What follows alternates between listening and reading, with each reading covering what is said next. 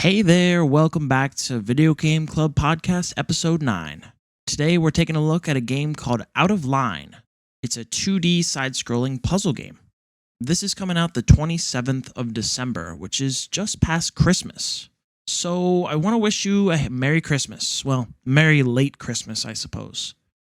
I hope you got everything you wanted, and of course, New Year's is coming up, so I hope that goes just as well, if not better. Stay up till midnight and dump some champagne all over your head. Tim is out of town for this one too, so it's just me.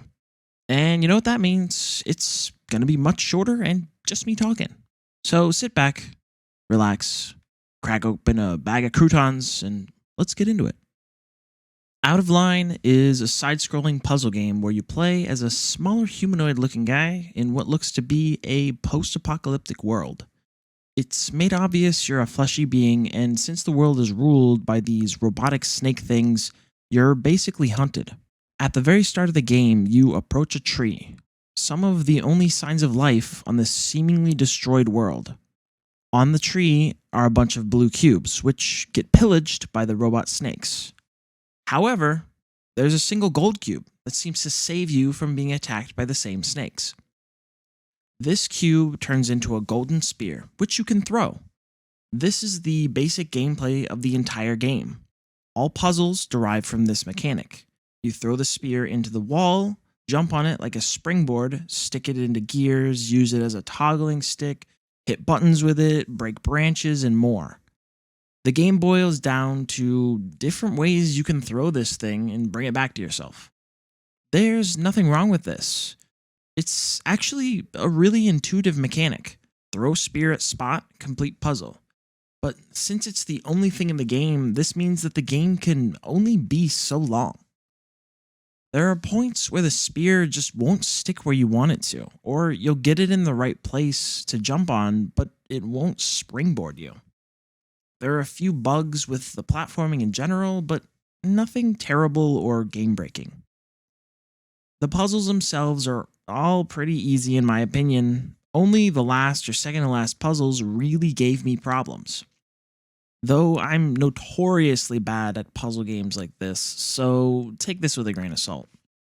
The music in this game is extremely calming.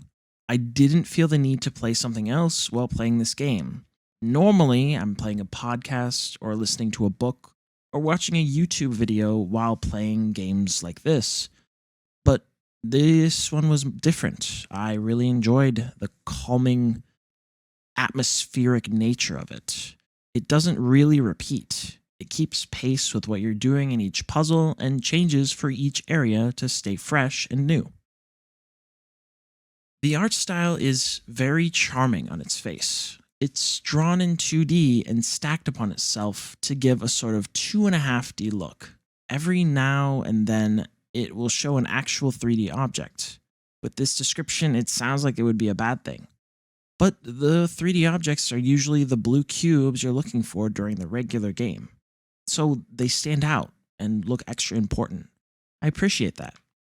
One thing that is of note is that at certain points of the game, you face, quote, boss puzzles.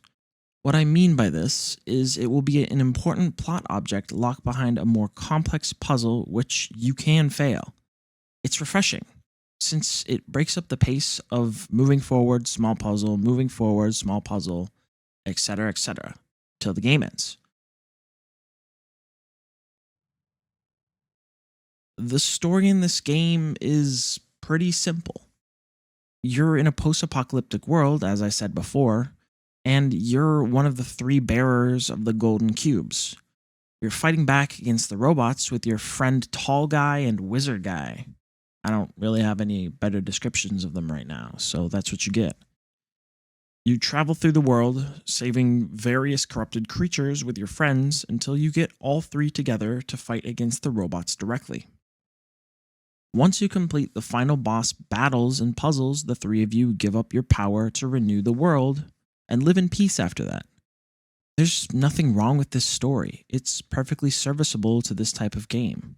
Because ultimately, this game is about a relaxing vibe while you're moving forward and completing the puzzles. So yeah, I enjoyed this game. I think the biggest criticism that I have is that it's really short. I would have enjoyed another mechanic or maybe 2 more hours of gameplay.